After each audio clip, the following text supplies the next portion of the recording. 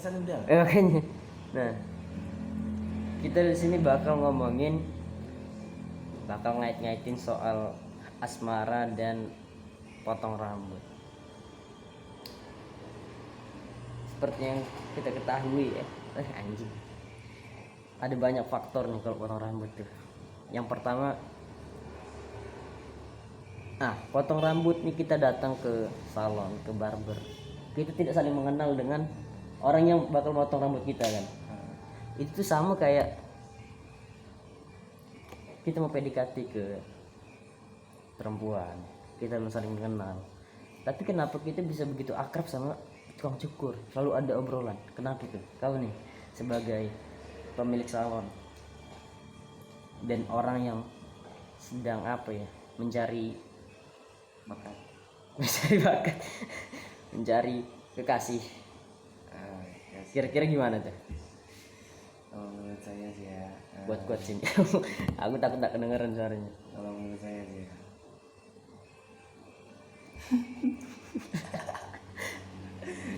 Kalau menurut aku sih gini. Kenapa orang yang potong rambut atau tukang cukur bisa membuat si orang yang mau dicukur bisa respon dengan apa yang dia omongkan. Betul. Nah, terus Kenapa? dia juga harus bisa mengambil alih pola pikir dari si yang mau cukur itu untuk bisa membuat si yang mau cukur itu senyaman mungkin ya. senyaman mungkin. Jadi saat orang ingin motong rambut dan menunjukkan tentang bagaimana dia memotong rambut gimana, terus modelnya gimana, kan di situ butuh penyesuaian. Sama kayak kita baru pertama kali ketemu sama seseorang perempuan, kita juga pasti akan mencari di mana titik nyaman itu.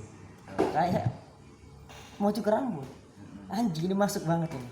Terus seorang cukur rambut tersebut memikirkan bagaimana membuat orang itu bisa nyaman dengan apa yang dilakukan.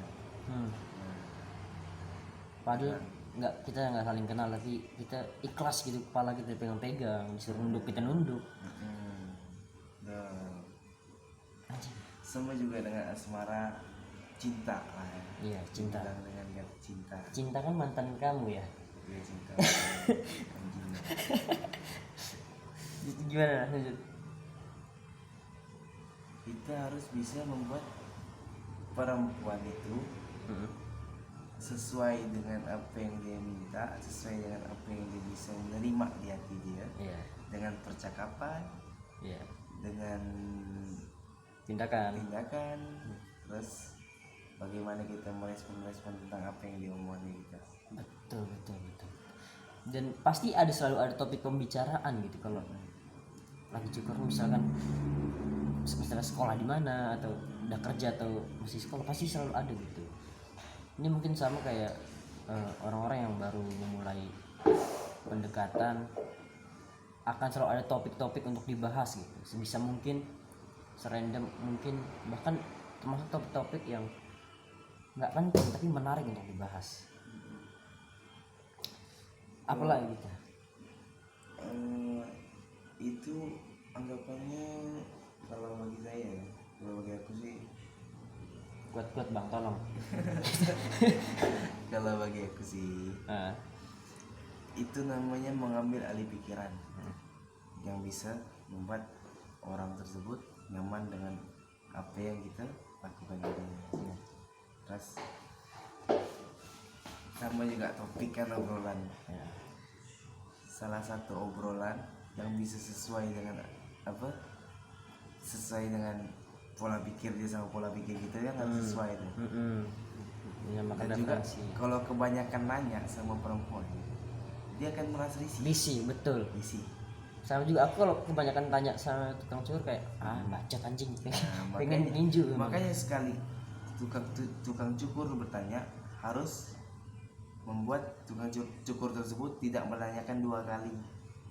Nah, harus berlanjut gitu. Iya, Ngerti iya. ya lo, Iya, percakapan iya, itu iya. berlanjut, Iya, iya. percakapannya berlanjut. Jadi gitu juga dengan perempuan, sama. Kalau kita menanyakan dia terus kan dia merasa risih. Betul, tanya tiap hari udah makan belum, udah makan belum. Seret anjing gak minum-minum, nggak pernah tanya. Iya kan, kalau mau makan tinggal makan. Ya pasti namanya manusia kalau lapar dia pasti makan. Jadi kalau masih ada orang-orang yang basa-basi udah makan belum, tolol. Kalau aku sih tolol, cuma aku sering melakukan itu memang. Udah makan belum? Enggak apa, tahu gue, karena dalam artian kata udah makan atau belum itu ada arti yang namanya pengertian. Mm-mm. Pengertian dalam kata perempuan Mm-mm. menyayangi atau menanyakan lagi apa. Iya, iya. Ngerti ya? Iya, iya, iya. Ngerti ya dari situ? Ngerti. Nah, jadi itu dalam artian kata udah makan atau belum itu sebenarnya ingin memulai topik awal Iya. Biasanya seperti itu. yang sudah habis pola pikir untuk mencari kata-kata yang belum tersampaikan. Nah ini juga untuk perempuan karena kebanyakan laki-laki yang cari topik nih. Kita tuh juga pusing nyari topik. Tolonglah kalau jawab tuh jangan cuma singkat-singkat gitu. Agak panjang dikit biar kita tuh bisa oh kesini. Jangan iya WKWK Ah, kan itu. anjing namanya. Itu Maaf ya untuk perempuannya, tapi nggak apa-apa. dalam hati emang kayak gitu. Nih kalau ngomong sama cewek nih, otak, logika, hati main. Betul. Intinya kita bagaimana untuk mengkombinasikan itu. Nah, hal lain yang aku pernah waktu itu cukur rambut. Aku kebanyakan kebanyakan request ke abang-abang cukurnya kayak ini kayaknya kurang, ini kayaknya ini itu segala macam. Akhirnya pas sudah selesai hasilnya jelek. Di sini adalah bahwa kita tuh sangat perlu yang namanya kepercayaan kita kepada tukang cukur. Karena tukang cukur tersebut harus memberikan prioritasnya kepada si Pelanggan. Itu sama juga kayak dalam hubungan asmara, percintaan. Bagaimana kita bisa meletakkan yang namanya kepercayaan. hati sama hati itu harus bergabung, logika sama pikiran itu harus bergabung biar enak kita menyampaikannya. Kalau satu pihak baik cowok atau cewek ya banyak menuntut, banyak posesif mungkin ya bahasanya, pasti kayak ujung-ujungnya ya kurang, jelek. Apa ini kita ngapain sih? Apalagi ya Analogis tentang seorang analogi. cukur rambut dan perempuan, analoginya sih masih banyak hal-hal yang lain juga. Misalnya kayak gitu buang sampah.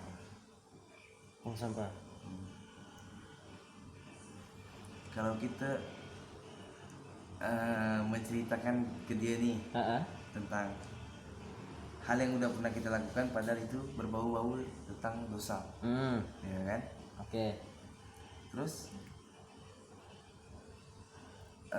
kenapa aku bilang kayak buang sampah? Kenapa? Karena kalau kita buang sampah kan diangkut lagi sama orang itu kan. Iya. Anggapannya kalau kita ngomongkan tentang dosa dan dilakukan sama dia, itu membuat yang tidak baik. Betul. Nah, Menarik. dan sama satu lagi tukang parkir lah. Tukang parkir. Nggak apa-apa, kita agak random memang. Nggak apa-apa, tukang parkir boleh. Tukang parkir jangan pernah memberikan kenyamanan kepada orang, karena orang itu selalu berkata dalam hatinya, bagus kau mundur ya. Oh ke situ arahnya. Kaget aku. Wow. Betul. Soalnya kalau kita sudah menaruh hati sama orang, belum kita melakukan hal tersebut dan sudah di anggapan dalam pikirannya, oh orang ini kayaknya suka sama aku lah, kayaknya aku harus enak-enak lah sama dia, kayaknya aku harus cuek lah sama dia. Ah, curhat ya. Enggak, tapi itu banyak dirasakan oleh orang lain. Karena Nih aku sendiri pernah melakukan itu soalnya. untuk cowok nih Aku aku nggak mau terlalu pede bilang ada yang suka sama aku, tapi memang kayaknya sih seperti itu. Ada memang waktu itu cewek yang naksir lah sama aku kan. Pada akhirnya aku kayak lebih menjauh ke dia biar si cewek ini tuh tahu kalau aku tuh nggak ada rasa gitu. Jadi kalau aku misalkan baik sama dia, takutnya malah dia ngerasa kalau aku tuh ngasih harapan. Ya ini memang tentang perspektif ya. Cuma perspektif jangka panjang ya. iya misalnya aku kalau ada yang suka sama aku ya antara dua itu bisa bersikap biasa aja, bisa juga jadi malah sedikit menjauh.